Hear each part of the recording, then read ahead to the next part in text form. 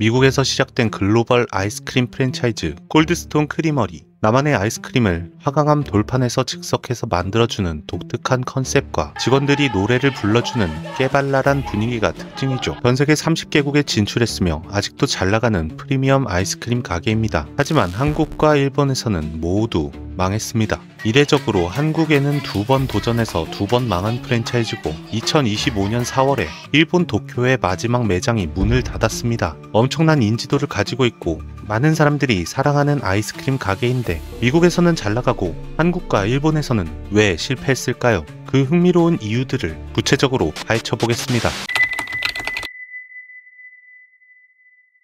콜드스톤 크리머리는 1988년 미국 애리조나에서 시작됐습니다. 기존의 하드 아이스크림보다 부드럽고 소프트 아이스크림보다 진한 슈퍼 프리미엄 아이스크림을 만들겠다는 철학으로 시작됐다고 하는데요. 확실히 맛있다고 소문난 이유는 있었는데 유지방 13% 이상의 프리미엄 아이스크림을 사용하고 쫀득한 질감을 느끼게 해주는 30%의 공기의 함유량을 유지한다고 하며 고객이 직접 고른 아이스크림 토핑을 마이너스 9도로 냉각된 화강암 돌판 위에서 직원이 즐겁고 밝고 명랑하게 즉석해서 섞어줘 특유의 부드러움과 함께 쫀득한 식감을 느낄 수가 있습니다. 특히 직원들이 팁을 받고 노래를 부르며 아이스크림을 만들어주는 서비스가 2000년대 초중반에 미국 전역에 크게 입소문을 탔고 콜드스톤은 빠른 속도로 미국 전역과 해외로 확장됐죠. 미국 본사는 이를 엔터테인먼트 서비스로 정의하고 직원 채용 시 오디션처럼 진행하며 서비스 품질을 유지하고 있죠. 노래를 부른다고?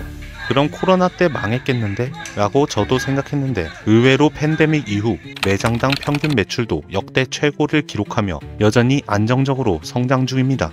현재도 미국 내 약 1000여 개의 매장을 운영 중이며 폐업률도 업계 평균을 유지하고 있고 2022년 기준 매출은 약 5억 2800만 달러에 달합니다. 가맹 문의도 여전히 연간 수천 건에 달한다고 합니다. 콜드스톤은 지금도 전 세계에서 의외로 잘 나가는 프랜차이즈입니다. 2005년 센세이션한 인기에 힘입어 콜드스톤은 일본에 진출합니다. 도쿄 롭pongi 힐스에 1호점을 오픈하자 직원들이 노래를 부르고 믹싱 퍼포먼스를 하는 엔터테인먼트형 아이스크림은 TV와 여성 잡지에 연이어 소개되며 도쿄에서 핫 트렌드로 떠올랐습니다. 노래하는 아이스크림 가게로 입소문이 나면서 처음엔 정말 줄을 서야만 먹을 수 있었죠. 2008년까지 도쿄, 오사카, 나고야, 후쿠오카 등 주요 도시로 확대되었고 최전성기 2012년 기준 전국 34개 매장이 운영됐습니다. 일본 진출 이듬해 2006년 한국에서는 CJ 푸드빌이 서울 광화문에 1호점을 열었습니다. 노래와 함께 돌판 위에서 토핑을 섞는 퍼포먼스는 한국에서도 신기하고 재미있는 컨셉이었고 SNS와 블로그에서 큰 반응을 얻습니다. 2010년에는 전국 66개 가맹점, 직영 포함 86개까지 확장됐고 명동, 강남, 대학로, 이대 등 핵심 상권을 중심으로 출점이 이루어졌습니다. 이때까지만 해도 콜드스톤이 일본과 한국에서 성공했다라는 말이 나올 정도였습니다. 그러나 2011년부터 서서히 가맹점이 줄더니 2015년 12월 한국에서의 시장 포화, 수익성 저하로 인한 철수가 공식화됩니다. 그로부터 3년 후 2018년 커피빈 코리아의 모회사 스타럭스가 운영권을 가져와 다시 5개의 직영 매장으로 확대하자 콜드스톤이 돌아왔다며 SNS에는 반가운 반응들이 많았습니다.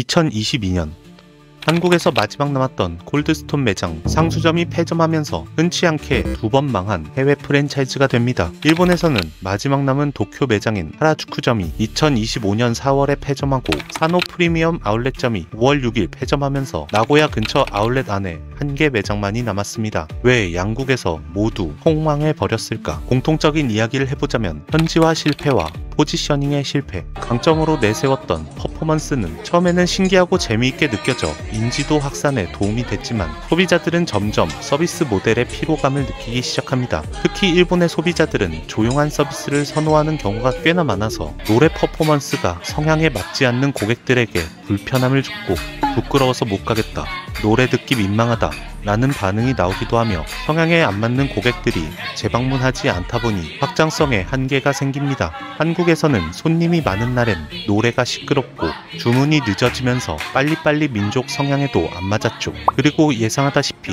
코로나 팬데믹으로 컨셉 자체가 사형 선고를 받은 셈이었고, 사실 코로나 이전에도 미국에 처음 컨셉이 등장했던 1988년보다 위생관념이 늘어나다 보니 아이스크림에 침이 떨어지지 않냐는 근본적인 의문이 많았습니다.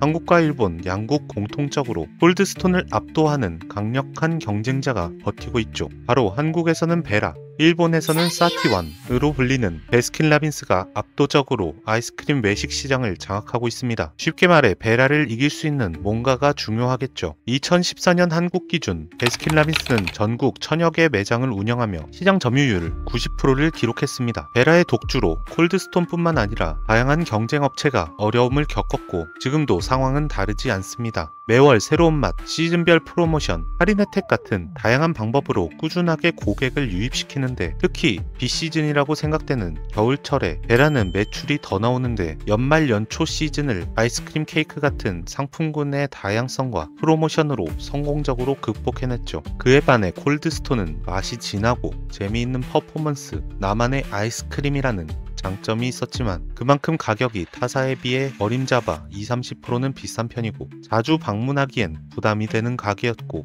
광화문, 강남, 명동 등 고가 상권에 위치한 매장의 운영 비용이 높다 보니 겨울철 수요 편차를 제대로 메꾸지 못합니다. 이런저런 이유로 포지셔닝은 점점 더 애매해졌습니다. 그리고 일본에는 편의점에도 300엔, 400엔대의 유지방 8% 이상의 고품질 아이스크림이 흔하다 보니 거의 2배나 되는 가격에 콜드스톤은 한두 번 경험 삼아 오는 수준에서 그치게 되는 요인이었습니다. 결국 두 나라 모두에서 가격은 비싼데 특별할 것도 더는 없다는 인식이 생겼고 콜드스톤은 조용히 잊혀졌습니다. 모든 프랜차이즈, 아니 모든 소비재 상품은 소비자의 무관심 속에서 수명이 끝나죠. 브랜드의 수명에는 무관심보다 차라리 혐오가 더 나을 정도입니다. 2025년 4월 28일 일본 콜드스톤은 특이하게도 폐점 이벤트를 해가며 마지막을 장식했고, 폐점 당일 일본 도쿄 하라주쿠점 앞에는 줄이 엄청나게 늘어섰습니다. 직원들은 마지막 손님에게 노래를 불러드릴까요? 라고 물어보고 마지막 퍼포먼스를 했습니다. 콜드스톤의 폐점 소식은 SNS에 퍼져나가며 많은 사람들이 각자의 추억을 이야기하며 아쉬워했습니다. 물론 전 세계 알바생들이 매일 고객의 노래 갑질에 시달리며 고충과 원성이 자자했던 건 내용으로 다루진 않았지만요. 애초에 서양은 팁이라도 주지 한국과 일본은 그런 재미도 없었습니다. 역시나 아무리 좋은 제품과 좋은 컨셉으로 시작해도 시대의 흐름에 따라 적극적인 변화가 필요하구나 생각하게 됩니다. 그때는 맞았지만 지금은 틀리다. 꼭 브랜드가 아니더라도 세상의 모든 일이 그렇지 않을까요? 여기까지 일식비노였습니다.